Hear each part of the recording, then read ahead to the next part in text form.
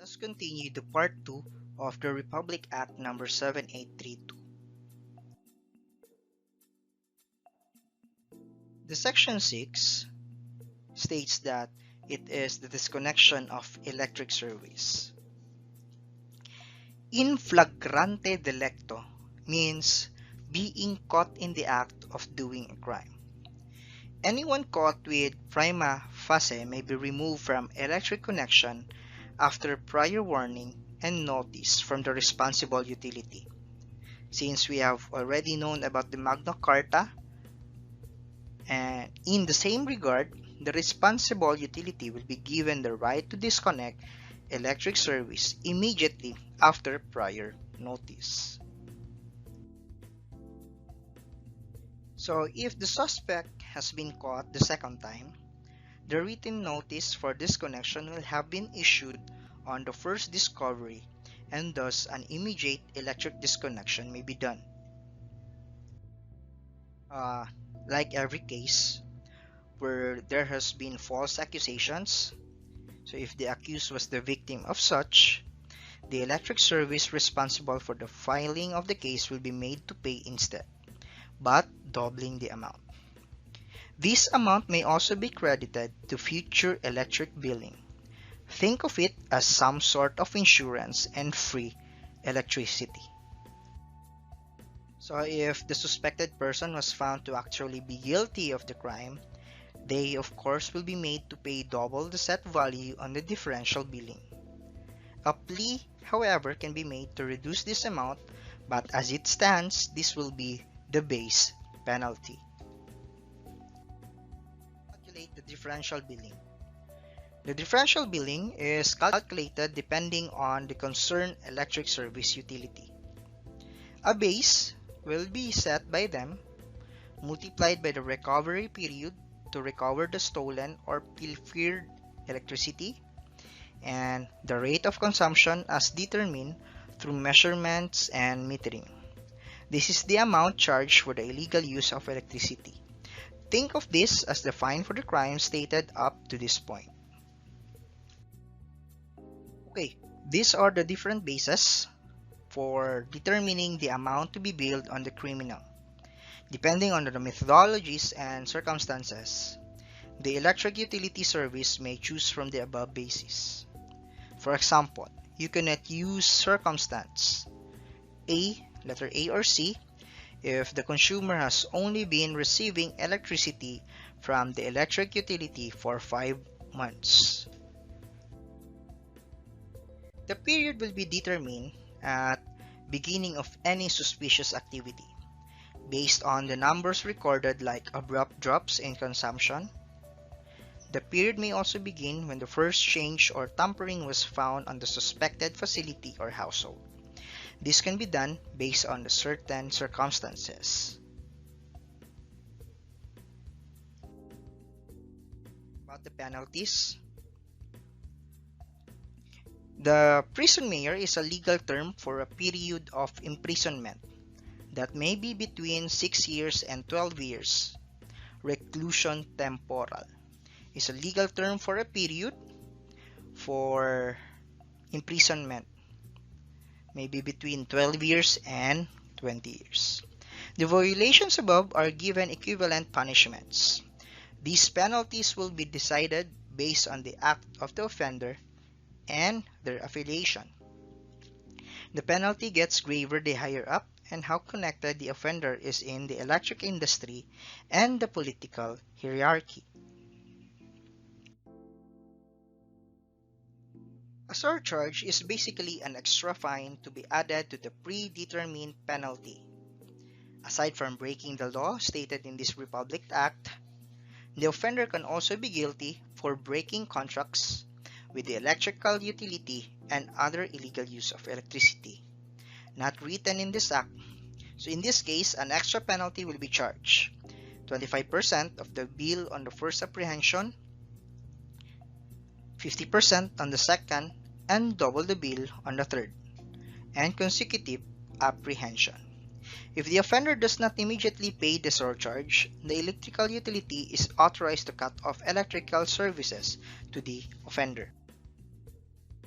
lifting of any restraining orders, no other such order shall be issued on the electric utility in the cases presented before, thus enabling the right to disconnect and discontinue services to a suspect or offender unless, of course, a counter evidence is found to disprove them justly, exercising this said right.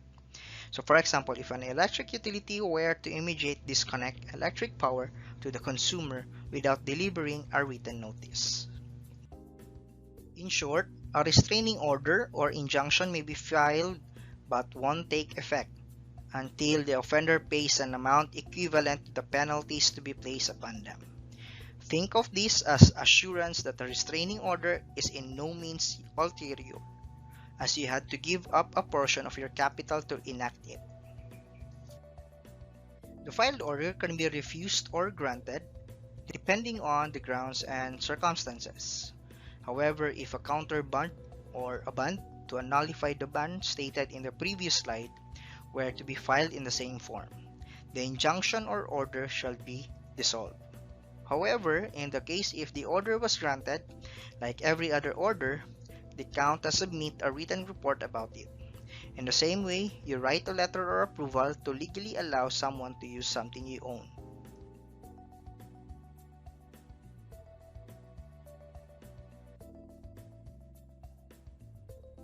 Please take a time to read this and this.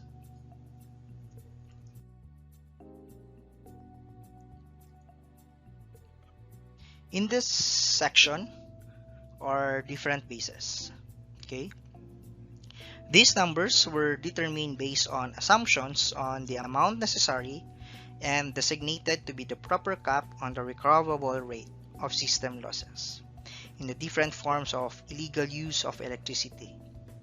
There will always be a system losses as there are events that happen outside the knowledge of the serving electric utility, like more power than deemed consumed by the consumer on an extra line connecting to an unregistered or illegally registered user.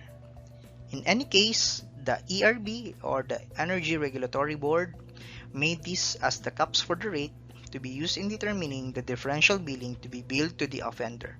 Recall that dB is equal to the rate times period times base. These numbers are however not in any way random, but are determined through a number of research and data collection methods. These numbers may be changed by the ERB over time depending on the situation as seen on the slide.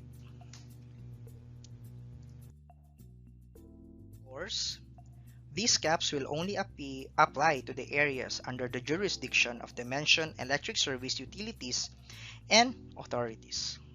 To apply these caps outside their area of coverage would be like applying Philippine traffic law to England. During the recovery process, it is necessary that the recovering sector should write a report on the progress of the recovery. In this case, the report should be written within 30 days and should contain the information stated above. This is necessary so that the ERB can have an on-hand document detailing the reason and the specifics of the recovery, and giving them all the more legal responsibility and reason to provide support to the pilfered utility. Philippines is a democratic country. We have a basic human rights. A right to information is present in every civilized society. Ignorance of the law excuses no one, but it is even more crucial for citizens to be informed of the law. Thus, it is every public and private organization's responsibility to inform their citizens and consumers of the rules and regulations that apply to them, especially ones that talk about their specific industry. Like, for example, the Bureau of Fire and Protection informing citizens of fire protection standards, Davao Light informing consumers of legal use of electricity. The piece of paper, which is RA 7832 alone, will be useless if not implemented. Thus, The ERB is tasked to properly implement this act through the means of issuing rules and regulations, seminars, written notices to ensure that the act is being carried out properly. The CAP stated in Section 10 that the penalties and other standards will also be determined by them. The section basically talks about the responsibilities of the ERB as the prime authority in the implementation and effective enactment of this law. Liability clause is in place in the case of repealing act that may invalidate parts of this act.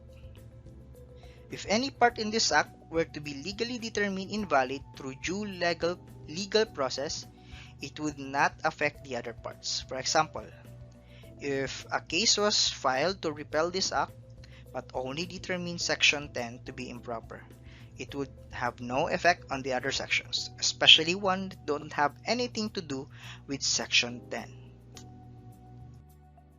Part of the PowerPoint are the summaries of all the sections, including the Part 1.